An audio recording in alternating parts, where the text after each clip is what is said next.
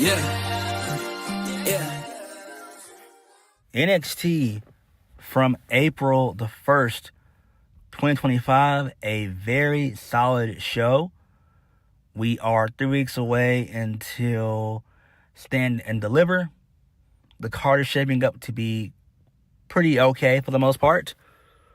We're probably going to have a total of maybe 7 matches, which is what I'm hoping. So I think that's probably what they're going to end up doing. And maybe have like a match on the pre-show or whatever. Maybe. I don't know. So maybe a total of 8 matches, basically. But we'll see how that plays out. But this was a very good show. Kudos to Shawn Michaels. Shawn Michaels gave us a really decent show this week. So we kicked the show off with Ava and Stephanie Vaquer. So basically, Ava basically wants Stephanie Vaquer to relinquish the Women's North American Championship. And a new champion is going to be crowned in a 6-woman ladder match. And there's going to be some qualifiers that start tonight. So that's cool. We kind of all figured it was going to happen anyway. They've been doing that for a while, where it's just ladder matches while all the women are involved, or if it's the men, same thing. So I guess they're going to stick with that tradition. It's fine, I guess.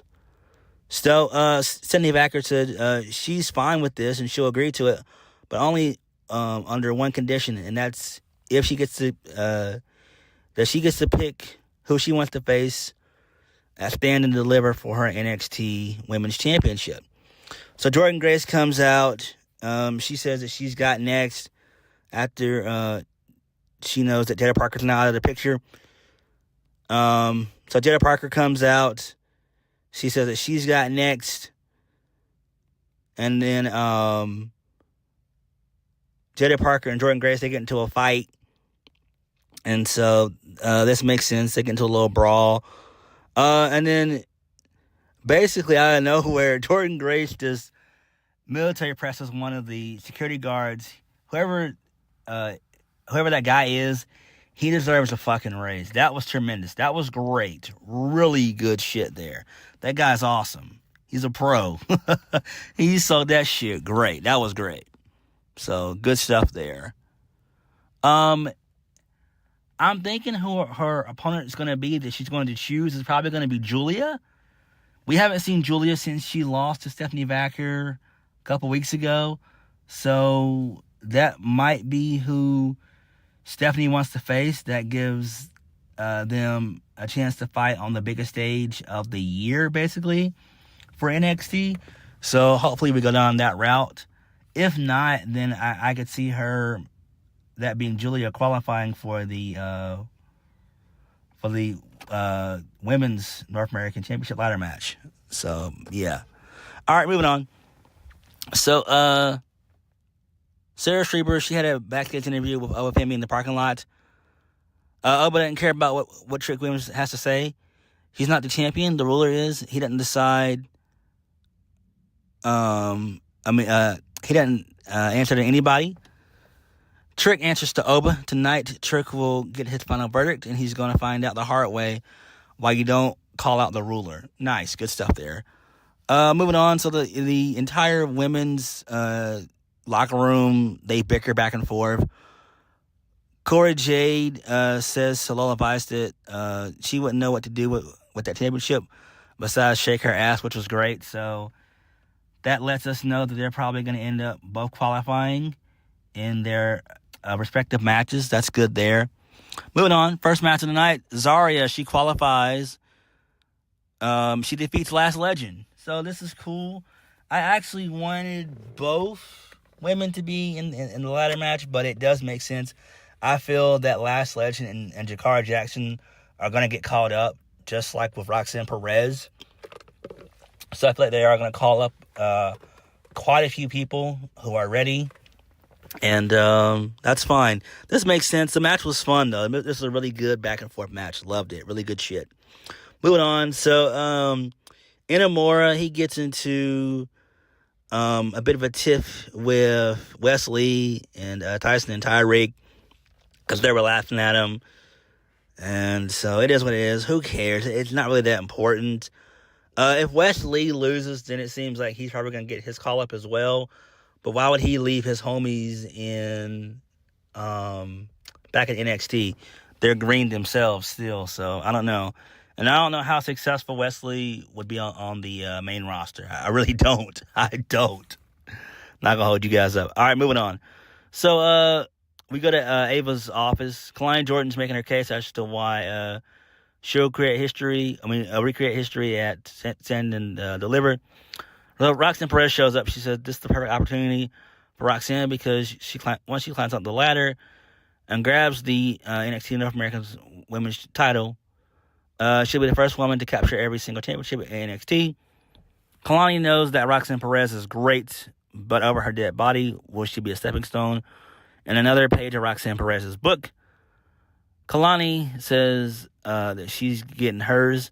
Roxanne is glad that Kalani finally grew a backbone. Unfortunately, the prodigy and history are synonymous with each other, regardless of Kalani's new attitude.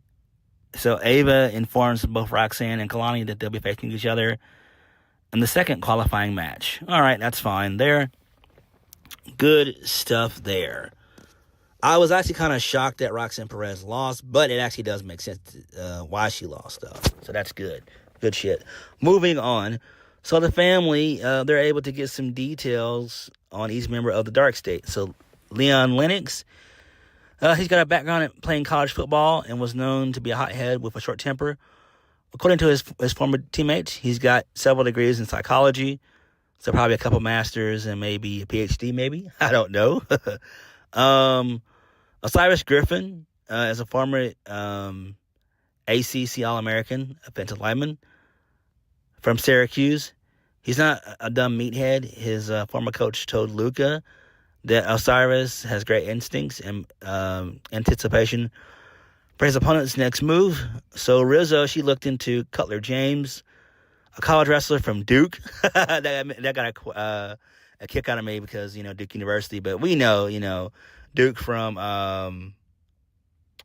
Duke Hudson. But, yeah, but that's pretty cool. You get the joke, though. He's an academic All-American with an unlimited gas tank. The Don calls Cutler a wannabe John Wick. Stax brings up Shaquan Sugars. He's the dark horse in the group. He turned down an offer from Harvard. He's a smooth talker. He likes to lure people in, but when he's done, he dips and moves on. They're four legit badasses. The Don needs Stax to trust him and not let his temper get in the way. Stax says he trusts the Don. The Don wants everybody in the family to keep their phones on. Okay, I do like this. This is probably going to lead to Stax turning on Tony D. He's probably going to be the main mastermind behind Dark State. Why wouldn't he be? Because remember, it all goes back to last week where he hesitated. Stax hesitated to answer Tony D. So you know that this slow heel turn is coming. And I love this shit. I love it. This is excellent. Really good stuff here. Excellent. I love how they had the family do it instead of have all four guys get on the mic and all that. So this was great. So good stuff. Hank and Tank, they seek wisdom from Pretty Deadly. Pretty Deadly tells Hank and Tank that they need to look the part before they can get the part. So, no quarter catch crew, they walk by. Tavion Heights says that Hank and Tank look like they're going to get their asses kicked again. Good stuff there. So, Swipe Right from WWE Evolved, they were in the crowd. Okay, nice. Okay. So, Hank and Tank are defeated by No Quarter Catch Crew, Tavion Heights, and Miles Boring. Good stuff here. I don't give a single shit about Hank and Tank. I don't. They are boring. They are very, very boring. Moving on. This leads us into the Oba Femi, Trick Williams, Javon Evans, Oba Femi segment. So Trick, he came out. He gets on the mic. He said that he's still the man in NXT. He's been the man ever since he decided to be his own man. He fought for this. He sacrificed for this. He lost her brother for this, talking about Carmelo Hayes.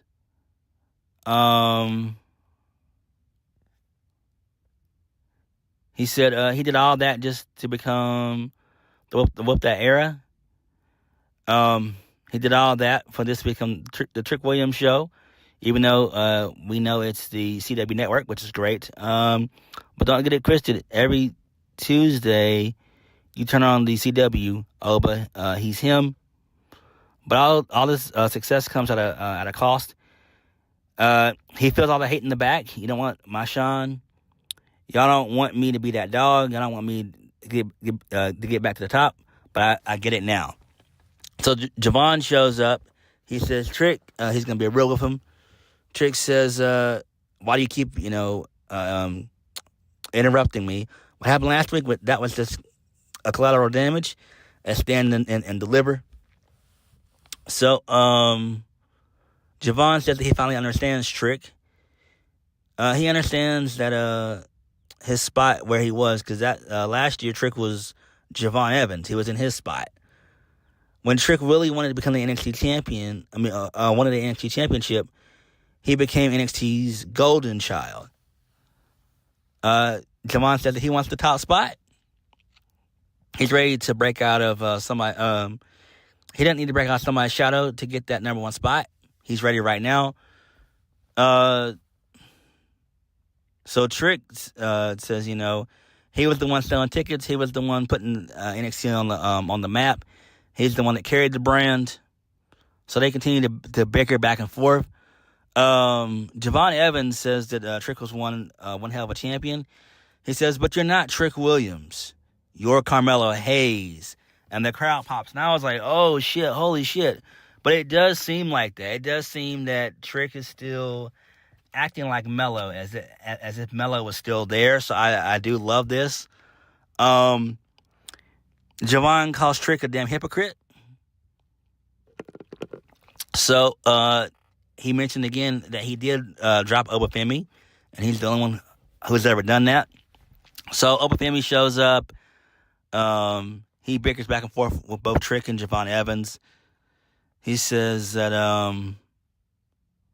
when he looks at Javon Evans, all he sees is a little boy with big dreams and aspiration. While you may be the future of NXT, your success will not be at the expense of the ruler at Stand and Deliver, because like it or not, Javon, you live in the present, you live in the now, and the now belongs to Obafemi. So all three guys continue to bicker back and forth for a brief moment. Ava shows up, and then she makes a triple threat for Stand and Deliver. Obafemi, Trick Williams, and Javon Evans. And then they all get into a brawl. So Trick, he sucker punches Javon Evans. Trick and Oba, they brawl for a brief moment. And then the lights go out.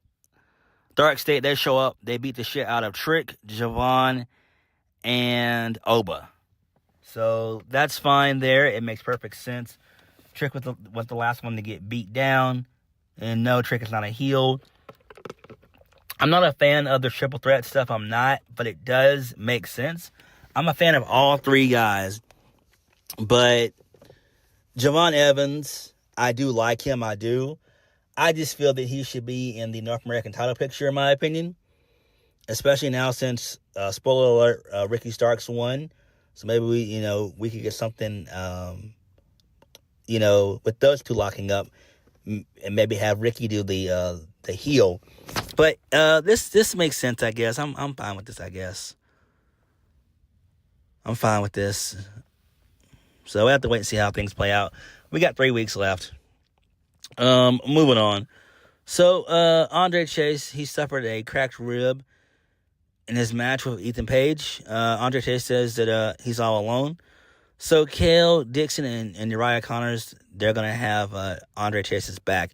And so Uriah Connors is really Brogan Finley. Yes, the younger brother of David Finley from New Japan. Yeah, so, all right. Moving on. So, there's a brawl that breaks out between Jordan Grace and Jada Parker. Okay, that's fine there. Who gives a shit about that? I still think that it's going to end up being maybe a triple threat if Julia is not picked by Stephanie Vaquer. So we could still get a triple threat. Moving on. So tensions rise with Axiom in the backstage. Axiom wishes he had a better bond with Nathan Frazier, like Hank and Tank do. He doesn't know why Nathan Frazier has to be rude all the time. So Swipe Right, who's in Evolve, they introduced themselves to Fraxium. They run Evolve. Fraxium then challenges Swipe Right to a match. And then Brad Baylor calls Roxanne Perez a smoke show. What the hell? What? It's like, bro, like you guys look like you just graduated high school. They really do. They look like they're gonna get their asses kicked, and they should. But it is what it is. Evolve's only been out for like 4 weeks, so I don't know, but they're already mixing up with Fraxium. It's fine. It's not really that important. Moving on. So Kalani Jordan, she defeats Roxanne Perez. She qualifies, so she wins via the split-legged moonsault. Very good match. Roxanne worked really good here as a heel. She worked on the arm of Kalani and everything else. So this makes sense. I thought they were going to turn Kalani a full-fledged heel, but she's not. She's more like an aggressive tweener, I would say. But it does make sense. But with Roxanne Perez losing, she's going to get caught up, basically. Just same thing with Last Legend. So, like, those two definitely after Stand and Deliver, they're definitely going to be going to the main roster. Maybe Jakara Jackson, maybe she gets caught up too, I guess. I don't know. Probably not, but that'd be weird to call up Lash by herself and then Jakara Jackson is just there. But I don't know. We have to wait and see how things play out. Moving on. So Stevie Turner, she apologizes for Swipe Right's behavior. Her and Robert Stone have to make a deal with them every single Wednesday on Tubi. No, they have to deal with them every single week on Wednesday on Tubi. Ava's not going to be intimidated by Dark State next week on NXT. Dark State, they're going to take on Obafemi, Trick Williams, and Javon Evans in a six-man tag. All right, that's fine. So Sarah Schreiber, she had a backstage interview with Ricky Saints. Ricky says that last week's cheap shot from Sean Spears lit a fire inside of him. He's not worried about the past. He's worried about the future. The future says that Ricky's going to be dripped in gold tonight. Facts. And it took Spears a long time to taste glory, but Ricky's going to do it. In record time, the Revolution will indeed be televised because Ricky Saints will become the new NXT North American Champion. In fact, he does. So good shit there. Moving on.